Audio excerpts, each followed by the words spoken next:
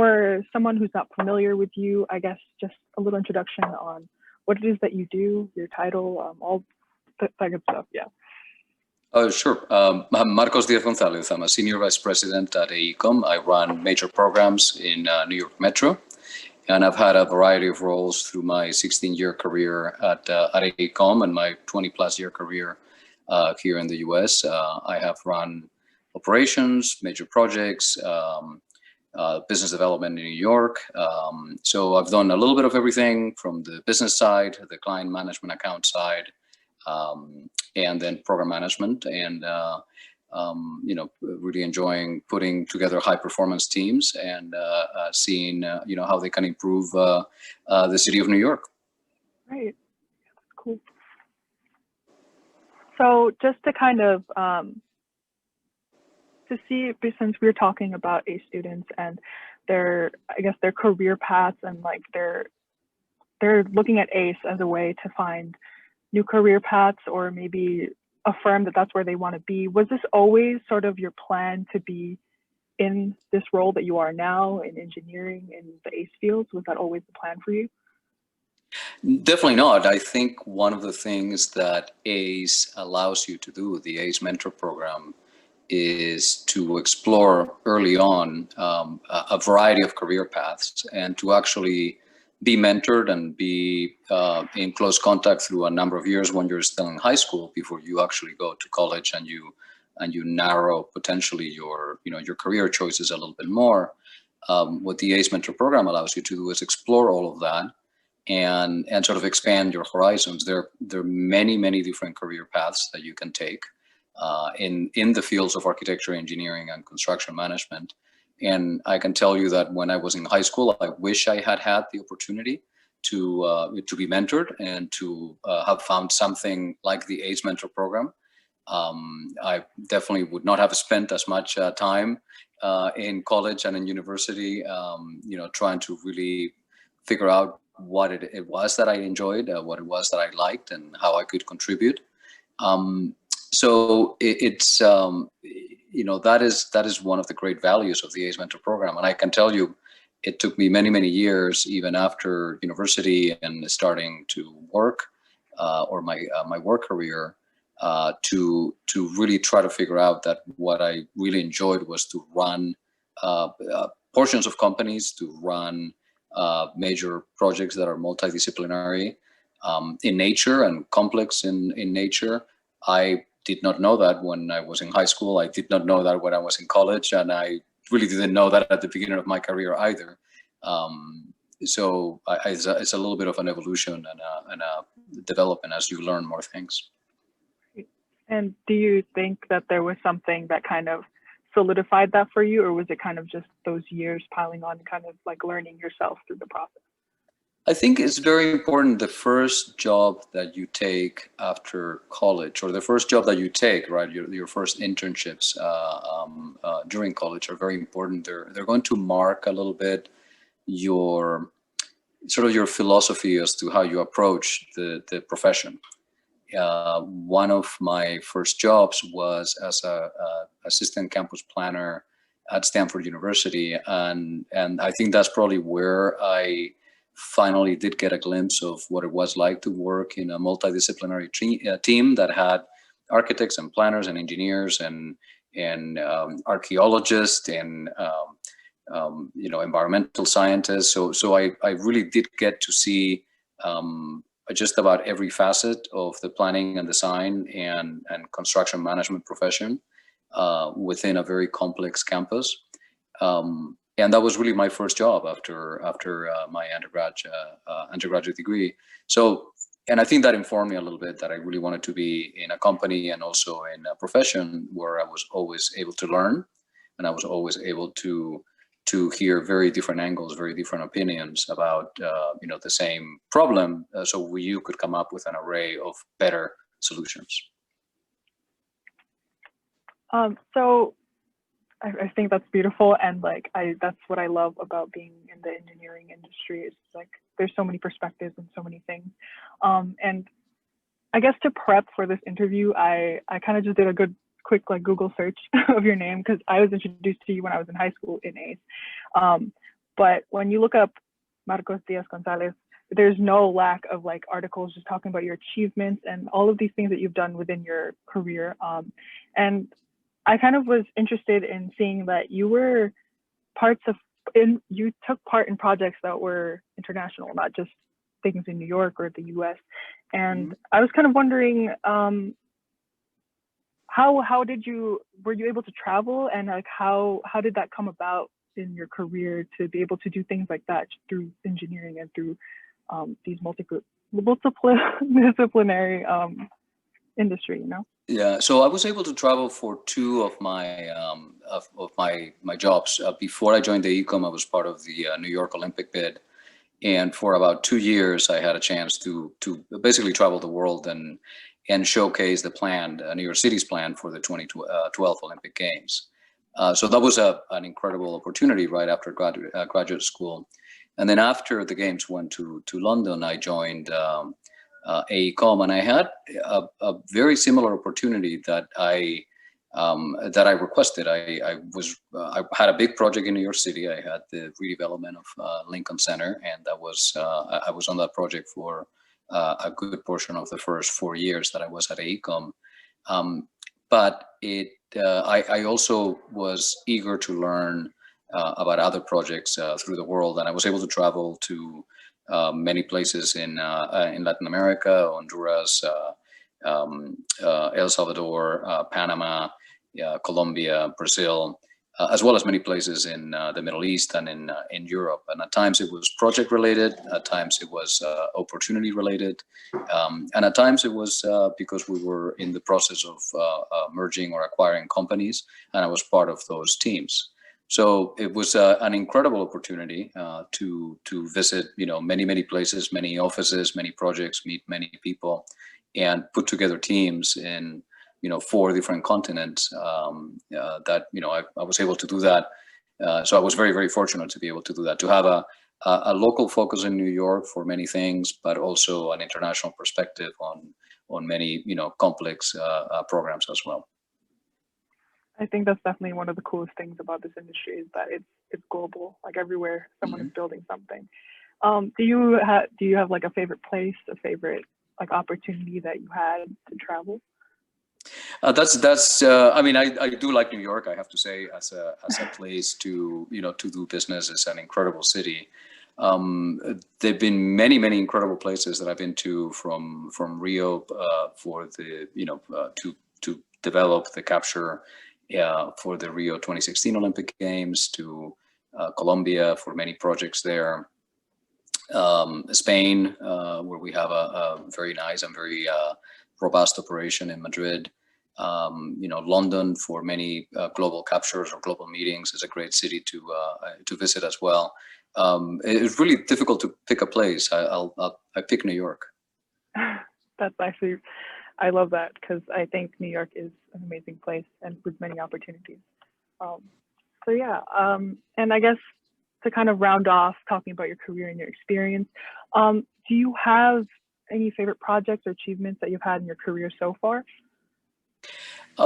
I have many. I don't think I can really pinpoint one. If I had to pinpoint one, it will probably be the first project that I did at AECOM. It will be the redevelopment of Lincoln Center. I think because of what it means to the city of New York, that transformation of that campus was absolutely incredible.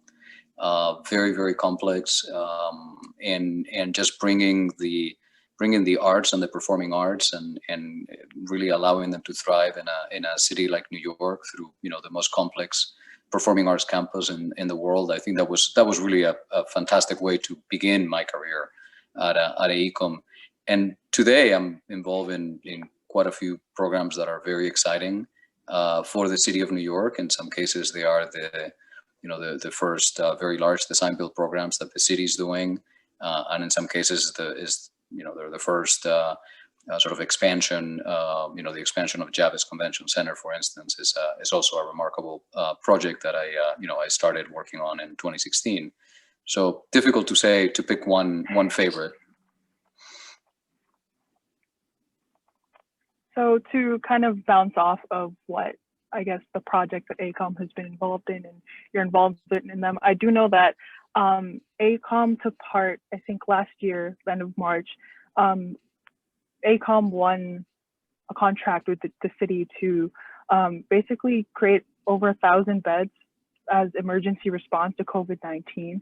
And it's kind of crazy to see that the construction industry, how quickly ACOM was able to respond to this, and within 24 hours was able to mobilize to start construction on this emergency facility, and kind of to look at the industry in these times during the pandemic.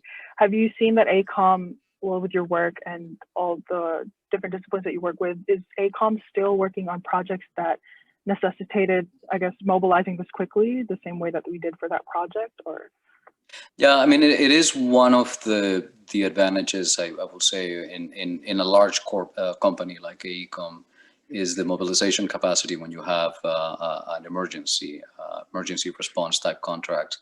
And at the beginning of the COVID pandemic, there was a full display really of that array of capabilities to be able to deploy quickly, to reassign resources very quickly, both in New York and outside of New York, for something that was really needed. So you need to have the depth of resources locally. You also need to be able to review the contracts that you're receiving, very, very carefully, very rapidly.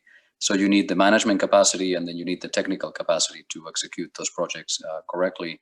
And yes, it is one part of the type of work that AECOM does, and we do it in New York, and we do it all over the U.S. as well. Yeah, and that was actually quite amazing to see that and how quickly it came out. And I guess since we're nearing almost a year since the full effects of this pandemic have hit New York, have you seen any, or have you gained any lessons learned in terms of how you've had to change or expand the way you've managed projects or been involved in projects since this pandemic has hit, ever since we had to move from a face-to-face kind of platform to more online, that kind of thing? I think what is sort of remarkable about, I mean, there are many things that are remarkable about what has happened this last year, but we as a company, but I think in general as a profession, we pivoted very, very quickly to both a digital and a virtual platform. And the ACE Mentor program did the same thing. So it's a credit, I think, to the fairly complex interfaces that the industry has to do. We do like to meet in person for many, many things, but quite often the information that we have to use and that needs to be at our fingertips is in an array of platforms, and quite often you need to visualize, you need to slice the data, you need to be able to create program management information systems to manage very complex programs. You need to be able to visualize things differently and collaborate digitally. And at times we're doing that across many, many different locations. And I think, the industry in general, the AECOM in particular, we move very, very quickly towards that new collaboration, virtual collaboration. And I think it helped us. I'm actually both surprised, but also happy to see both the level of collaboration, but also the level of productivity over the last, almost a year, right, since the beginning of the pandemic. We've been able to keep projects on the schedule. We've been able to continue designing and collaborating and coming up with great solutions. We've been able to continue going to the field, obviously, for the projects that required a field presence. But there really hasn't been a drop in productivity. I will say is almost the opposite. One of the lessons, though, is that sustainable? Is that something that you can continue doing? I think we are a social profession, right? We are about people, for people and about people. And I think meeting in person, there is a tremendous value to that. So a lot of the things that we are studying to is how do we continue collaborating now that we know that many people are going to spend a number of hours or a number of days a week potentially working remotely, or that potentially a lot of that collaboration may happen over a video conference. versus, people gathering in one particular office or in one particular, um, you know, a working area.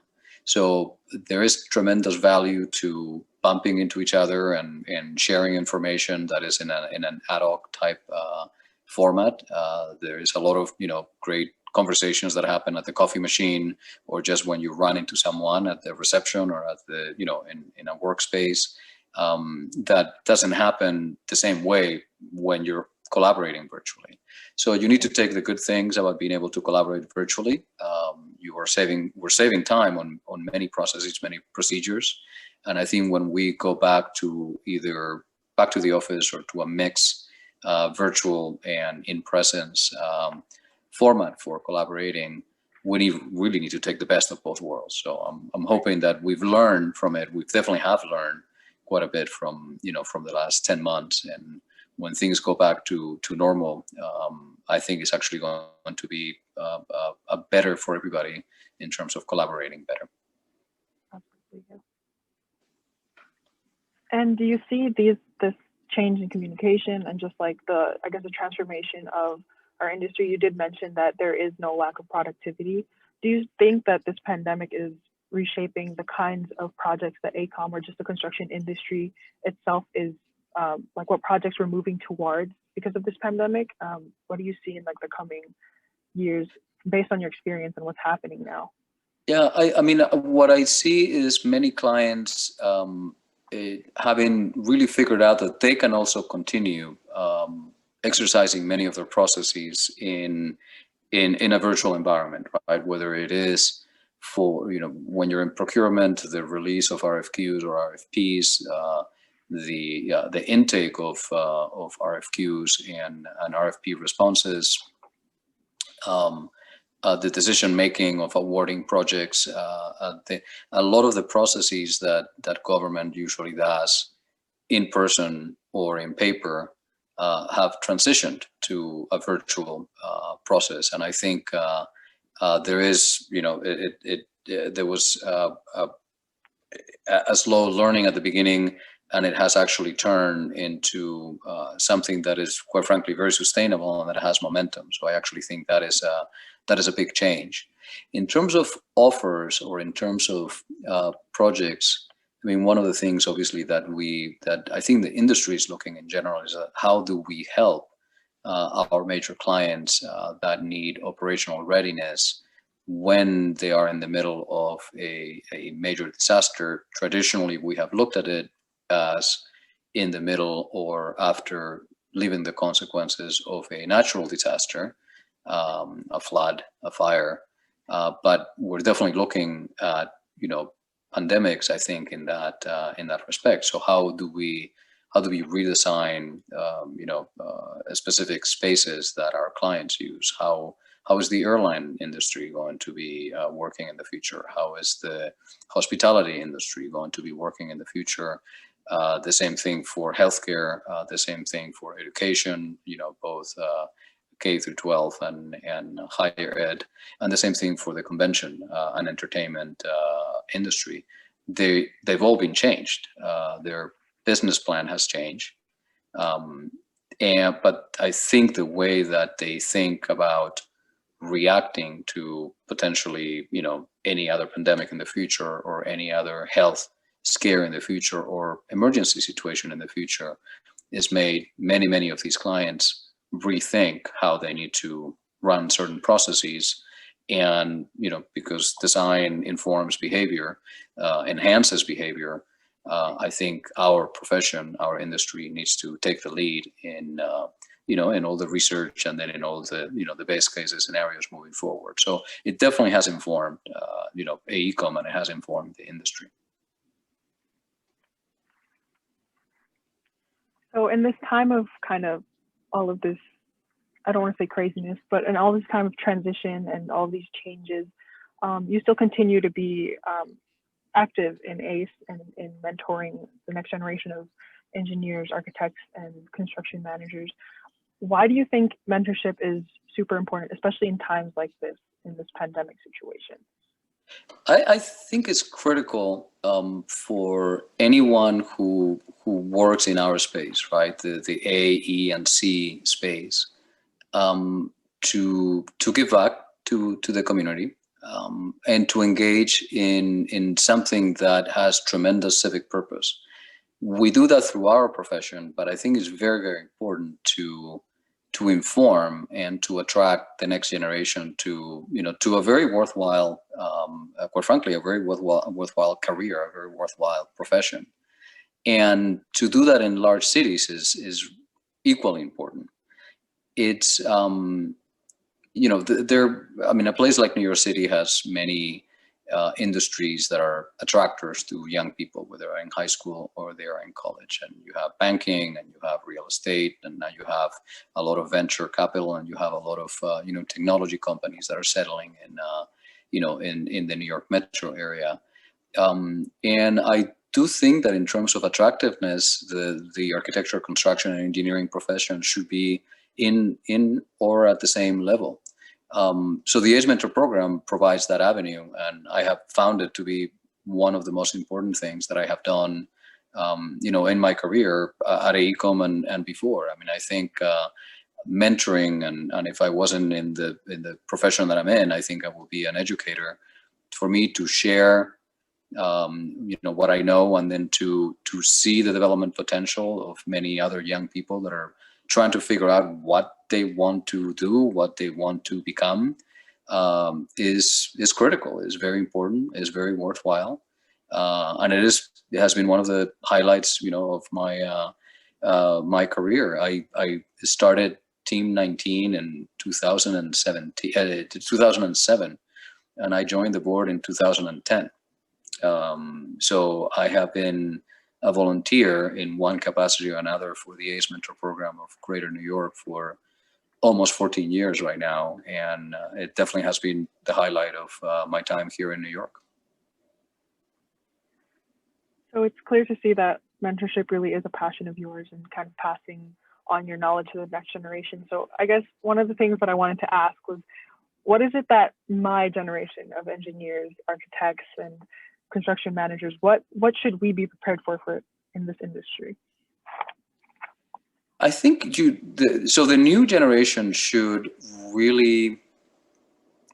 take the lead on a lot of things, and you should always look at not falling on your comfort zone too early in your career, right? I still don't feel that I have, and which is a great thing. I feel that I choose assignments or look at assignments or put together teams or go after projects that are challenges, which helps me to continue growing and continue learning. And I think when you're a young professional entering the profession, the most important thing that you can do is to continuously ask questions, to continuously ask for another challenge. Even if you're working on something for a project where you're full time, and it's a large project or a large program, and you're going to be doing that for a number of years, then ask for additional assignments, ask for additional roles, even if they're part-time, or volunteer. One of the quite frankly most amazing things about after I started volunteering for ACE was the people who I met, all the other mentors from AECOM that joined Team 19 and then started their own teams, right? And that's why there are 5 teams right now with AECOM. To me, it was incredible to see people who were entering and had been out of school for only a number of years, or had just come out of school with the desire to start a team, to lead a team, to manage high school students at 5 p.m. or at 4:30 p.m., which is probably one of the most difficult things that you can do in life, as a parent of high schoolers will tell you now. So I think wanting to do something is one of the most important things that you can do at the beginning of a career if you're a young professional. And if you volunteer and when you volunteer, you're able to choose what leadership capacity you want to have. And it allows you to experience putting a team together or learning from other market sectors, other professions, in a context that is is still within the profession, but different. And it will allow you to learn. It will allow you to develop your leadership capacity in ways that will really accelerate your career. It is something that is just a tremendous asset to to you personally, if you're a young professional and you're volunteering for ACE, and to the company that you're a part of. The friends, the colleagues that I have who have led teams, who have volunteered, they're absolutely incredible, and they're really tremendous assets in the projects that they lead. And I will always, pick up the phone when they're calling. I will always, want to chat with them about anything. I ask for their counsel as much as they may ask for my counsel on specific things, because I really do admire the fact that, early in their careers, they decided to get out of their comfort zone and do something that was very, very challenging, which is to lead a team with coworkers, many of which are more senior than you, and to lead a team with 20 high school students that don't really know what is going to happen over the next 15, 16 meetings. It's a huge challenge, and it's a huge, leadership development factory. That's really what it is. That's what the ACE Mentor program is for the mentors.